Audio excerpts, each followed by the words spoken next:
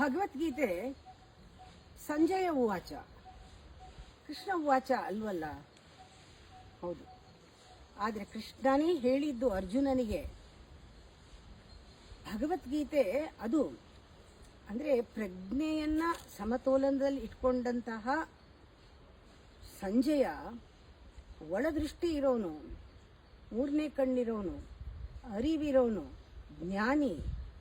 ಅವನು ಅದನ್ನು ಯಾವ ರೀತಿ ತಗೊಂಡ ಸಾರವನ್ನು ಮಾತ್ರ ಹೀರ್ಕೊಂಡು ಧೃತರಾಷ್ಟ್ರನಿಗೆ ಹೇಳ್ದ. ಭಗವದ್ಗೀತೆ ಹೇಳಕ್ಕಾಗಲ್ಲ, ಸಾರ ಸಿಗತ್ತೆ. ನಾವು ಒಬ್ಬರಿಂದ ಒಬ್ರಿಗೆ ಹೇಳಬೇಕಾದ್ರೆ ಭಗವದ್ಗೀತೆ ಹೇಳಕ್ಕಾಗಲ್ಲ, ಅದರ ಸಾರನೇ ಹೇಳೋದು. ನಾವು ಅರ್ಥ ಮಾಡ್ಕೊಂಡಿದ್ದನ್ನೇ ಹೇಳಕ್ ಸಾಧ್ಯ. ಅದಕ್ಕೆ ಭಗವದ್ಗೀತೆಯನ್ನು ಪ್ರತ್ಯಕ್ಷ ಓದಿದಾಗ ನೀವು ಆ ಸಾರವನ್ನು ನಿಮ್ಮ ಒಂದು ಅಭಿರುಚಿಯಿಂದ ಗ್ರಹಿಸ್ಬೋದು.